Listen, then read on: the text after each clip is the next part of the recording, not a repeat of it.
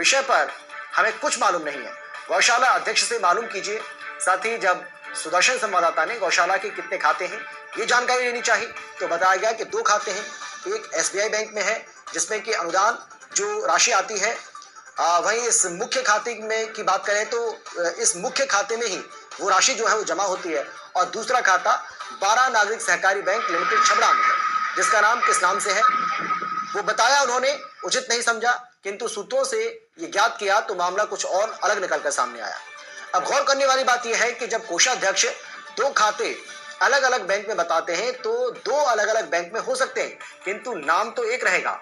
मगर यहाँ हम स्पष्ट करते हैं कि कोषाध्यक्ष यहाँ पर भी संवाददाता को गुमराह करता है और इसका प्रमाण कुछ इस प्रकार है।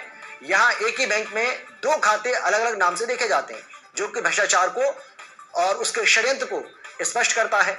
जैसे कि गौ अभ्यारण्य का खाता और फिर खत्म हो जाना, जैसे कि प्रेजेंट टाइम पर गोपाल गोवर्धन संवर्धन समिति छबड़ा, कटी कांडी छबड़ा, तो वहां यहाँ 3 खाते हो गए और ये भी तीनों अलग अलग। यहाँ पर भी एक कदम आगे बढ़ते हुए संवाददाता ने इस मामले की पुष्टि करनी चाहिए और एक ऐसे सच्चे गौ सेवक से जानकारी ली जिसके नाम से खड़े होने पर लोग हर्ष के साथ चंदा देते हैं।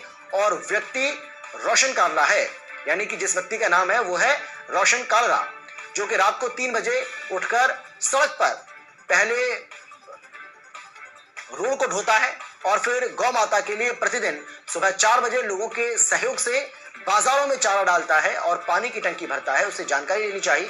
तो उसने बताया कि गौशाला के 2 खाते, जिसमें एक खाते में 32 लाख रुपए के लगभग हैं और दूसरे में 25 लाख रुपए के लगभग हैं।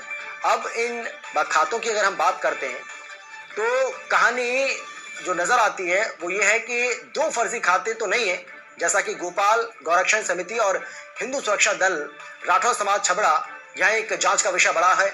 यानी कि ये जो विषय है ये एक बहुत बड़ा विषय है जांच का, जहां निरंतर 3 माह से गौशाला अध्यक्ष मनोज राठौर से जानकारी लेने का प्रयास किया गया तो उल्टे जानकारी देने से बच रहे हैं और गुमराह कर रहे हैं। जबकि संवाददाता ने उनसे स्पष्ट रूप से कहा कि आपने जो गलत तरीके से पैसा आपने उगाया है, जो उगाही की है, वो सारा पैसा आप गौशाला में जमा कर दो। किंतु आज तक ये पैसा मुकाम पर नहीं पहुंचा। वहीं कुछ हिंदू व्हाट्सएप ग्रुप के माध्यम से गौशाला अध्यक्ष से मालूम करना चाहा तो कोई उनकी तरफ से जवाब नहीं मिला है। साथ ही जानकारी लेने के लिए जब संवाददाता ने तहसीलदार छबड़ा से कहा कि गौशाला का रजिस्ट्रेशन किस नाम पर है, तो तहसीलदार मुकेश मीणा ने बताया कि मुझे इस बारे में जानकारी नहीं है और जानकारी होती तो भी मैं नहीं बताता, और ये नोट कर लो, और कोर्ट में जाना नहीं बताएंगे। और संवाददाता को फटकार लगाते हुए वहां से जाने को कहा। आपको बता दें कि ये वही तहसीलदार मुकेश मीणा है जिन्होंने भू माफियाओं से भ्रष्ट शासन प्रशासन को साथ लेते हुए एक बहुत बड़ी धार्मिक आस्था के केंद्र रामधाम आश्रम की भूमि पर नगर पालिका राजस्व विभाग और कुछ भू माफियाओं की मिलीभगत से जमीन हड़पने का षड्यंत्र रचा और पूरा शासन प्रशासन मीडिया सब के सब एक ओर में और एक स्वर में बोल रहे थे। तब अकेले सुदर्शन न्यूज ने इसका खुलासा किया था और मंदिर आश्रम की भूमि आश्रम के सच्चे भक्तों के और संतों के साथ लेकर आश्रम को बचाया था। इनकी कारगुजारियों की वजह से आश्रम में बने गणेश मंदिर को भी जेसीबी चलाकर तोड़ दिया गया था। तो दूसरी बात हम ये भी आपको बताना चाहते हैं कि सुदर्शन ने जब समाज हित में गरीब काश्तकारों के हित में बजरंग नगर कॉलोनी का पूरा खुलासा किया, उस समय भी इसी मुकेश मीणा तहसीलदार के द्वारा टीम सुदर्शन का कैमरा छुड़ाने का प्रयास किया गया और जेल में पहुंचाने की धमकी देने की बात की। 4 बार जमीन नापने के बावजूद भी भूमाफियाओं, फर्जी नोटरी नेटवर्क और स्थानीय नेताओं को साथ लेकर स्थानीय नेताओं के इशारे पर संरक्षण दे रहा है और संरक्षण ले भी रहा है। आज तक दोषी लोगों पर कोई कार्रवाई नहीं की गई और लंबे समय से आपसी साठ गांठ करते हुए माफिया को भी संरक्षण दे रहा है और अपने पद हैसियत का दुरुपयोग कर रहा है।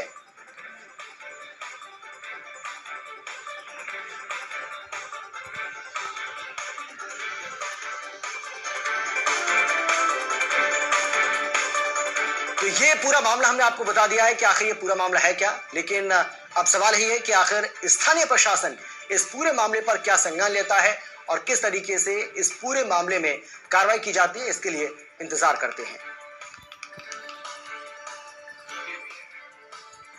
गोमाता अभयारण्य नाम की कोई चीज नहीं थी और ना है। अगर गो अभयारण्य उस वक्त होता तो ये गौशाला के निर्माण की आवश्यकता कहाँ पड़ती है। इसलिए इस गौशाला के आसपास कोई जगह नहीं है। इसके पश्चिम दिशा में नाथूलाल जी अग्रवाल का है और दक्षिण साइड में कटकंदी मंदिर की जगह है। इसके पूर्व साइड में आम रास्ता है और पश्चिम साइड में भी आम रास्ता है।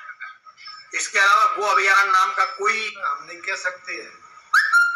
क्यों नहीं कह सकते? संत हम कहते हम भी कोई सच्ची मानता नहीं है।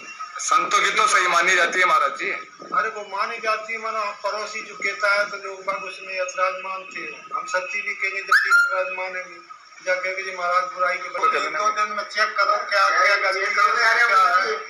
क्या व्यवस्था है। आजकल तो कुछ हम देखने भी नहीं आ रहा, कोई झाड़ने भी नहीं आ रहा। गाय क्या चीज है, भूखी है, क्या व्यवस्था है, कितने कर्मचारी है, कैसी व्यवस्था है, कहाँ चराने ले जाते हैं, क्या क्या करते हैं उसमें जानकारी आपको लेना चाहिए थी। और इसी के साथ इस बुलेटिन में फिलहाल इतना ही, लेकिन देश और दुनिया की बाकी खबरों के लिए आप देखते रहिए सुदर्शन न्यूज। जय हिंद।